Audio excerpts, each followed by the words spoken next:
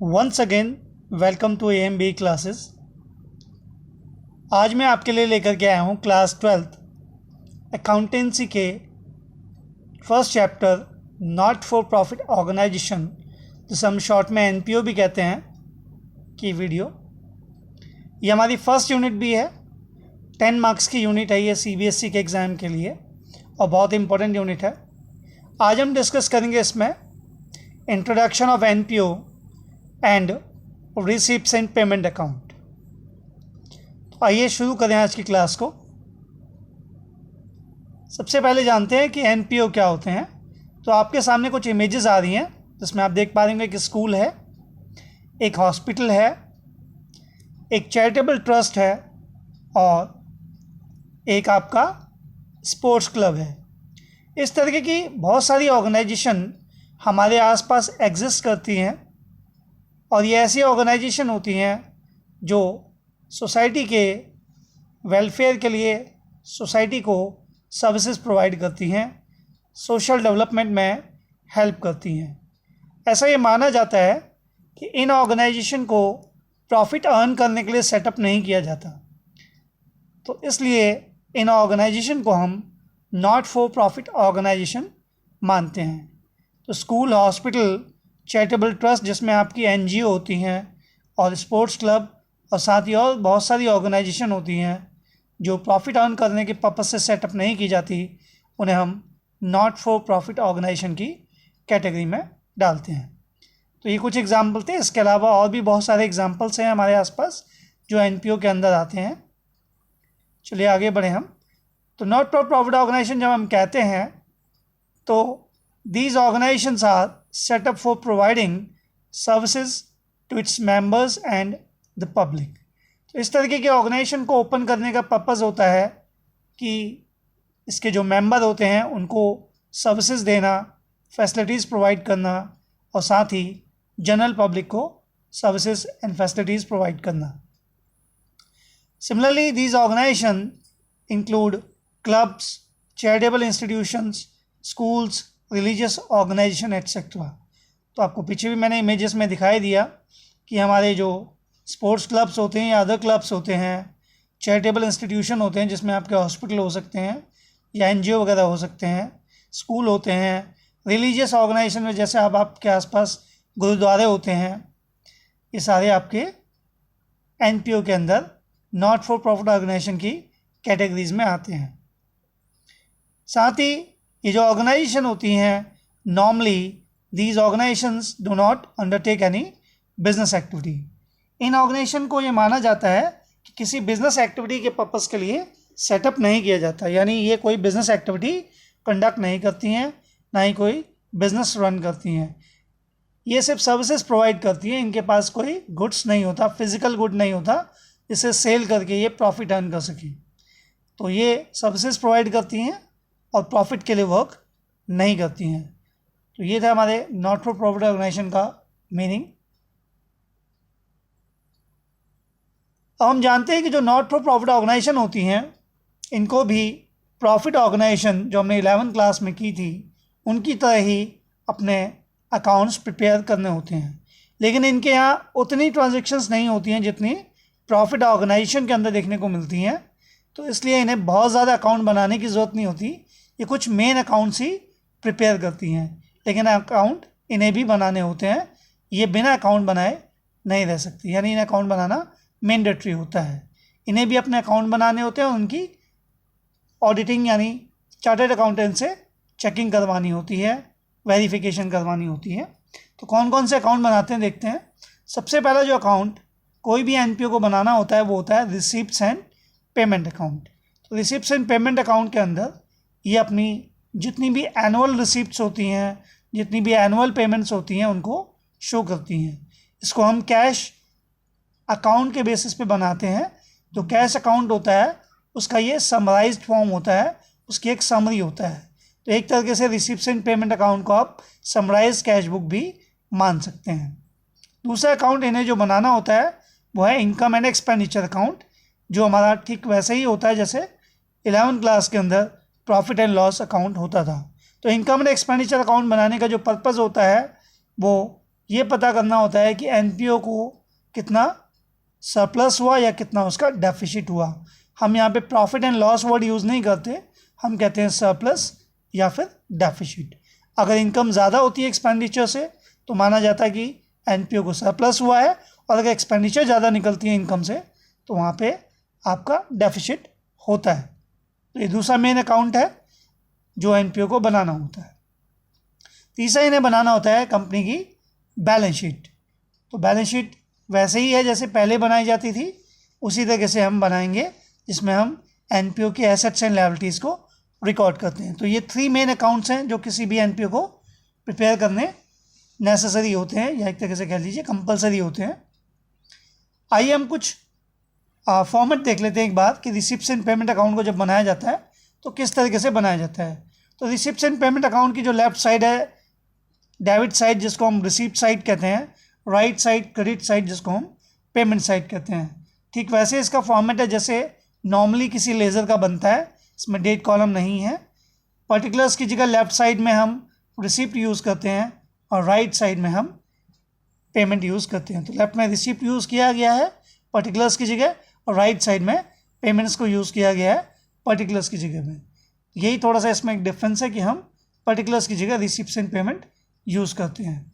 अब इसमें क्या क्या आइटम्स आते हैं, तो जैसे मैंने पहले ही बताया कि ये कैश बुक है, तो इसमें हम जितनी भी हमारी कैश ट्रांजेक्शन्स होंगी सारी रिकॉर्ड करेंगे। इसके अंदर कोई भी क्रेडिट ट्रांजेक्शन्स, उधार लेन देन नहीं आएगा। तो शुरुआत होती है इस अकाउंट की सबसे पहले ओपनिंग बैलेंस से। तो डेबिट साइड में हम लिखते हैं टू बैलेंस ब्रॉट डाउन, यानी ओपनिंग बैलेंस, जिसमें आपके पास cash balance and bank balance होता है, उसका हम टोटल दिखा देते हैं। तो जब भी हम कोई लेज़र अकाउंट बनाते हैं तो स्टार्टिंग उसकी ओपनिंग बैलेंस ही होती है। ठीक वैसे ही रिसीप्ट्स एंड पेमेंट अकाउंट को भी हमने ओपनिंग बैलेंस से स्टार्ट किया। लेकिन इसमें जो बैंक है हमारा, इसका बैलेंस नेगेटिव भी हो सकता है ओपनिंग, तो उस केस में आपको राइट साइड में यानी पेमेंट साइड में बाय बैलेंस बीडी के नेम से बैंक ओवरड्राफ्ट को दिखाना पड़ेगा। तो आप लिखेंगे by balance brought down bank overdraft. तो ये आपका प्रीवियस ईयर का बैलेंस होता है। तो यहाँ पे हमें समझ आया कि जो हमारा ओपनिंग बैलेंस है वो नेगेटिव भी हो सकता है। तो अगर नेगेटिव होता है तो आपको बैंक ओवरड्राफ्ट लिखना पड़ता है, तो बैंक ओवरड्राफ्ट के नाम से आपको शो करना पड़ता है उसकी अमाउंट को। इसके अलावा अब हम आगे बढ़ेंगे, तो इसमें जो आपके आते हैं वो आते हैं जो रिसिप्ट्स होती हैं और पेमेंट्स होती हैं। तो कौन कौन सी रिसिप्ट्स एंड कौन कौन सी पेमेंट्स इसके अंदर हम शो करते हैं, देखते हैं। तो सबसे पहले हम रिसिप्ट साइड में दिखाएंगे। डेबिट साइड में हमारी 2 ही रिसिप्ट होती हैं, 2 ही पेमेंट होती है जिनके साथ रेवेन्यू एंड कैपिटल वर्ड लगे होंगे। तो लेफ्ट साइड में सबसे पहले हम दिखाएंगे डेबिट साइड में 2 रेवेन्यू रिसिप्ट्स। रेवेन्यू रिसिप्ट के लिए हम एक सिंपल वर्ड यूज़ कर सकते हैं जो है इनकम, यानी रेवेन्यू रिसिप्ट को हम जनरली इनकम वर्ड से बोलते हैं। तो रेवेन्यू रिसिप्ट्स हमारी इनकम होती हैं। तो जितनी भी इनकम रिसिप्ट्स होंगी वो सारी आपको डेबिट साइड में शो करनी है। एक रिसिप्ट और होती है जिसे हम कहते हैं कैपिटल रिसिप्ट। तो 2 कैपिटल रिसिप्ट शो करेंगे। कैपिटल रिसिप्ट्स में ध्यान ये रखना है कि कैपिटल रिसिप्ट्स में हम बैलेंस शीट में जो एसेट्स होती हैं, लायबिलिटीज़ होती हैं, उनको इफेक्ट करने वाले आइटम्स को दिखाते हैं। यानी ऐसे रिसिप्ट्स जो आपकी बैलेंस शीट के एसेट्स या फिर लायबिलिटीज़ को इन्फ्लुएंस करती है, उनके बैलेंसेस को चेंज करती हैं, तो उसको हम कैपिटल रिसिप्ट्स मानते हैं। तो लायबिलिटी साइड में इसमें आपकी लायबिलिटी रिसिप्ट्स हो सकती हैं जो आपके कैपिटल फंड को बढ़ाती हैं एनपीओ के, या नॉर्मल लायबिलिटी भी हो सकती हैं, या फिर आपने एसेट्स को सेल किया हो तो उससे जो आपको अमाउंट रिसीव्ड होती है वो भी आपकी कैपिटल रिसिप्ट होती है। बस एसेट्स को सेल करने से जो अमाउंट रिसीव्ड होती है वो हमारी एसेट्स की वैल्यू को डिक्रीज़ भी करती है। तो मेनली हमारे 2 ही रिसिप्ट होती हैं, एक होती है रेवेन्यू रिसिप्ट और दूसरी होती है आपकी कैपिटल रिसिप्ट। सिमिलरली 2 पेमेंट होती है जिनके लिए हम एक्सपेंडिचर वर्ड यूज़ करते हैं। तो राइट साइड में सबसे पहले आपका बाय रेवेन्यू एक्सपेंडिचर आएगा, इसके लिए नॉर्मली हम वर्ड यूज़ करते हैं एक्सपेंसेस। रेवेन्यू एक्सपेंडिचर मीन्स होता है एक्सपेंसेस, ये हमारे रेगुलर बेसिस पे की जाने वाली पेमेंट्स होती हैं। तो रेवेन्यू एक्सपेंडिचर यानी एक्सपेंसेस। इसके बाद अलावा दूसरा आता है हमारा कैपिटल एक्सपेंडिचर। कैपिटल एक्सपेंडिचर से मैंने पहले ही बताया कि जो कैपिटल वर्ड लगे हैं जैसे रिसिप्ट में था कि जो एसेट्स और लायबिलिटी को इफेक्ट करते हैं, तो सिमिलरली कैपिटल एक्सपेंडिचर भी हमारी एसेट्स एंड लायबिलिटी को इफेक्ट करते हैं।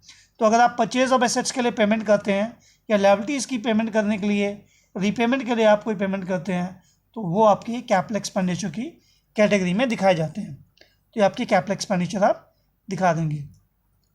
तो मेनली हमारे दो ही यहाँ पे रिसिप्ट हैं, दो ही आपकी पेमेंट है। तो आपकी रेवेन्यू रिसिप्ट यानी इनकम, और दूसरा आपका रेवेन्यू एक्सपेंडिचर यानी एक्सपेंसेस।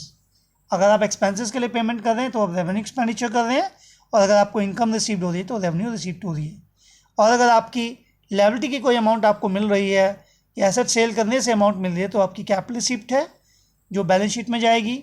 और अगर आप परचेज कर रहे हैं एसेट्स को और पेमेंट कर रहे हैं किसी लायबिलिटी को, तो ये जो एक्सपेंडिचर हो रहे हैं इनको हम कैपिटल एक्सपेंडिचर कहते हैं, ये हमारे बैलेंस शीट में शो होते हैं। तो ध्यान रखना कि कैपिटल वाले आइटम्स को आपको बैलेंस शीट में दिखाना है और रेवेन्यू वाले आइटम को आपको इनकम एंड एक्सपेंडिचर अकाउंट में as income and as expenses show करना होता है।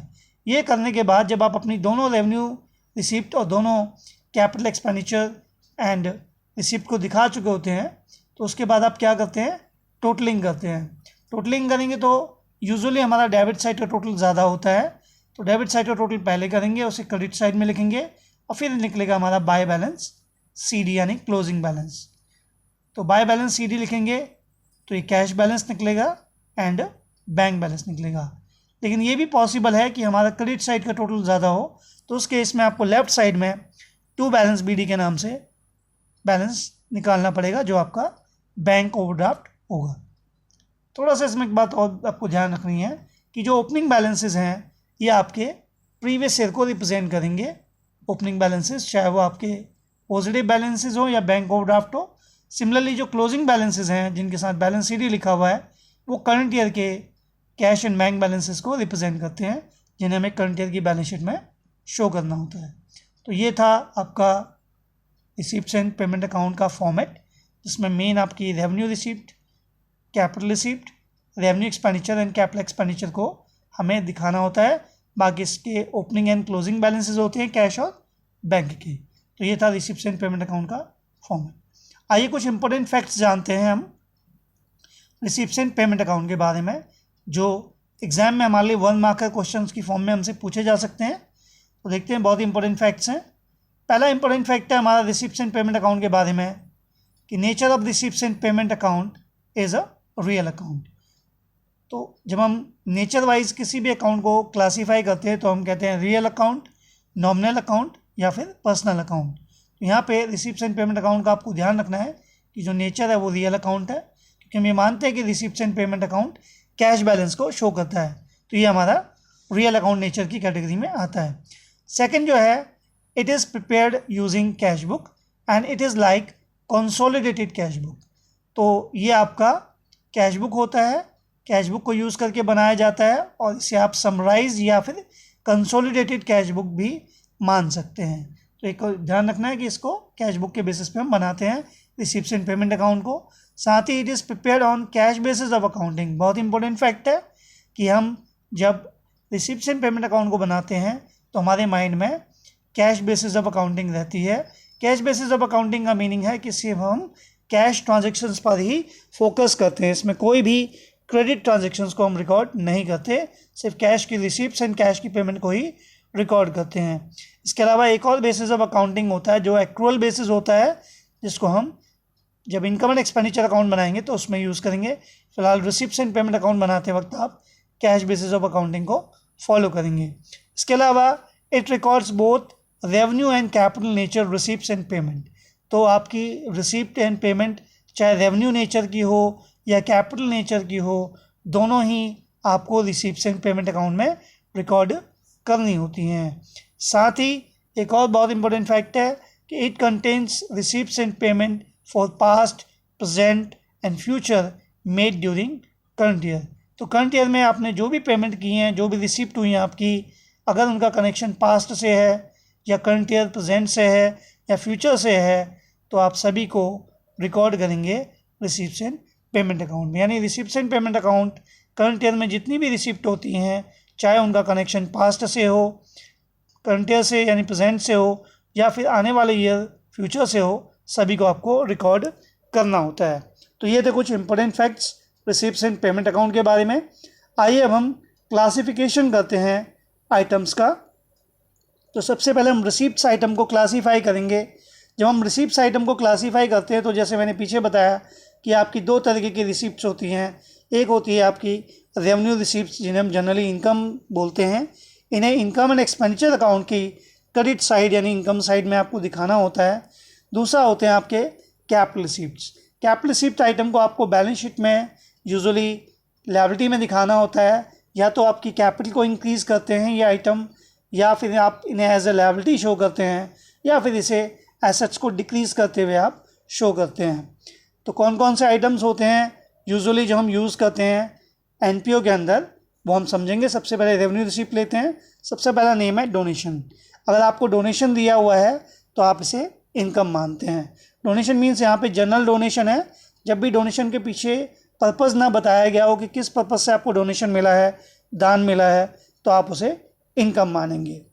दूसरा है हमारा एंट्रेंस फीस या एडमिशन फ़ीस। अगर एंट्री फीस मिलती है या एडमिशन फ़ीस मिलती है किसी भी एनपीओ को तो उसे आप रेवेन्यू यानी इनकम मानेंगे। वैसे इसको लेकर के कॉन्ट्राडिक्शन भी है। कुछ का मानना है कि इसे कैपिटल भी मानना चाहिए। अगर आपको कैपिटल रिसिप्ट मानने के लिए कहे तो उस केस में आप इसे बैलेंस शीट में दिखाएंगे। अदरवाइज कोई इन्फॉर्मेशन ना होने के केस में आप इसे रेवेन्यू रिसिप्ट यानी इनकम ही मानेंगे। नेक्स्ट है आपका लीगेसी। लीगेसी का मीनिंग होता है वसीयत के ज़रिए मिलने वाली अमाउंट। अगर किसी की वसीयत से आप किसी एनपीओ को कोई अमाउंट रिसीव्ड होती है तो उसे लीगेसी माना जाता है। तो इसको भी हम रेवेन्यू रिसिप्ट मानते हैं जब तक कि इसका पर्पज़ ना पता हो, इसका ऑब्जेक्टिव ना पता हो। नेक्स्ट है आपका सब्सक्रिप्शन फ्रॉम मेंबर्स। आपके जो मेंबर्स होते हैं अगर उनसे कोई भी आपकी सब्सक्रिप्शन रिसिप्ट होती है, चंदा मिलता है, ये मेन सोर्स ऑफ इनकम होता है किसी भी एनपीओ की। यानी एनपीओ को उसके जो मेंबर होते हैं वो रेगुलर बेसिस पे कुछ फ़ीस देते हैं सर्विसेज लेने के बदले में, फैसिलिटीज़ लेने के बदले में, जिसे हम सब्सक्रिप्शन के नाम से जानते हैं। तो सब्सक्रिप्शन जो होता है ये एक मेन सोर्स ऑफ इनकम होता है किसी भी एनपीओ का। हिंदी में से हम चंदा कह देते हैं। नेक्स्ट है हमारा sale of old newspaper and magazines. अगर आप पुराने अखबार बेच रहे हैं, मैगजीन बेच रहे हैं, तो उसे आप इसमें दिखाते हैं।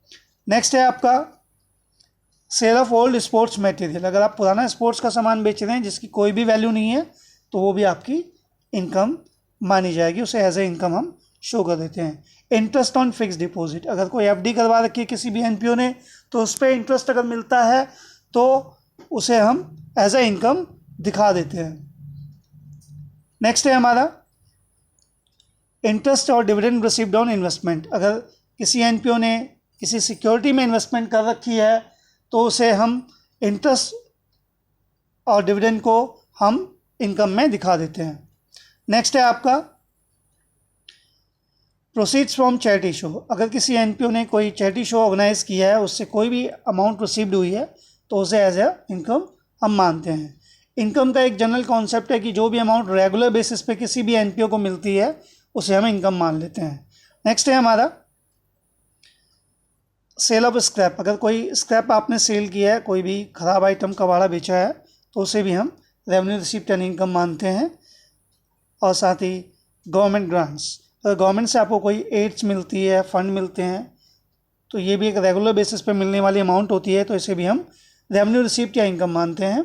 तो ये थे हमारे कुछ आइटम्स जिन्हें हम रेवेन्यू रिसिप्ट में दिखाते हैं, यानी एज ए इनकम दिखाते हैं किसी भी एनपीओ के लिए। नेक्स्ट आते हैं हम कैपिटल रिसिप्ट में।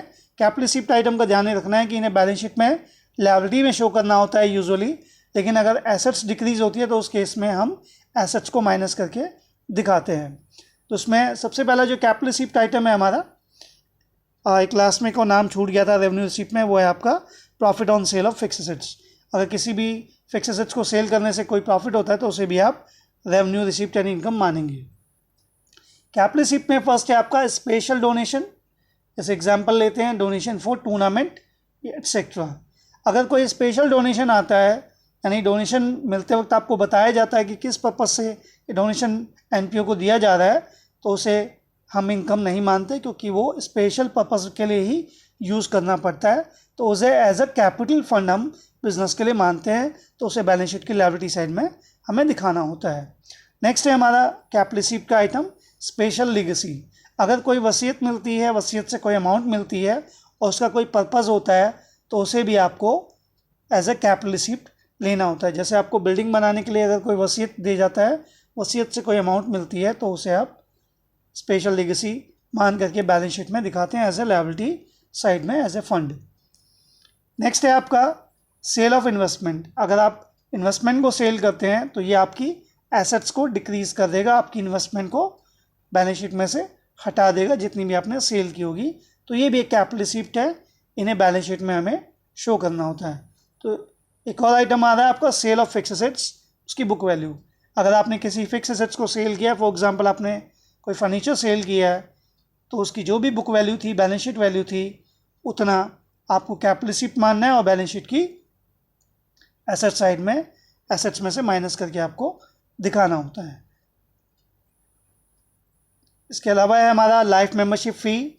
तो अगर किसी भी एनपीओ को उसके मेंबर से लाइफ मेंबरशिप फीस रिसिप्ट होती है, तो ये वन टाइम रिसिप्ट होती है, तो इसे भी हम एज ए कैपिटल रिसिप्ट मानते हैं और बैलेंस शीट की लायबिलिटी साइड में दिखा देते हैं। तो ये थे हमारे कुछ कैपिटल रिसिप्ट्स के एंड रेवेन्यू रिसिप्ट्स के आइटम। अब हम लेते हैं पेमेंट्स यानी एक्सपेंडिचर। एक्सपेंडिचर को भी हम दो कैटेगरी में डालते हैं, एक रेवेन्यू एक्सपेंडिचर और दूसरा कैपिटल एक्सपेंडिचर। तो सबसे पहले हम रेवेन्यू एक्सपेंडिचर समझेंगे, जिन्हें हम यूजुअली जनरली बोलते हैं एक्सपेंसेस। तो ये रेगुलर बेसिस पे की जाने वाली पेमेंट्स होती हैं। तो पहला इसमें नाम आता है, पेमेंट की जाती है अगर प्रिंटिंग एंड स्टेशनरी के लिए, तो वो एक एक्सपेंसेस यानी रेवेन्यू एक्सपेंडिचर है।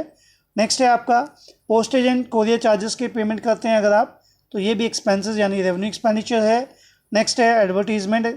तो एडवर्टाइजमेंट के लिए कोई भी एक्सपेंसेस आप कर रहे हैं, कोई भी पेमेंट कर रहे हैं, तो वो आपकी रेवेन्यू एक्सपेंडिचर है, एक्सपेंसेस है। यानी वेजेस एंड सैलरी की पेमेंट अगर हो रही है तो वो भी एक रेवेन्यू एक्सपेंडिचर है। ऑनरेरियम, अगर आप अपने यहाँ किसी भी काम करने वाले पर्सन को उसकी ऑनरेरियम अमाउंट पे करते हैं, तो उसको भी हम रेवेन्यू एक्सपेंडिचर मानते हैं। ऑनरेरियम वर्ड कईयों के लिए एक नया वर्ड होगा, ये समान राशि होती है।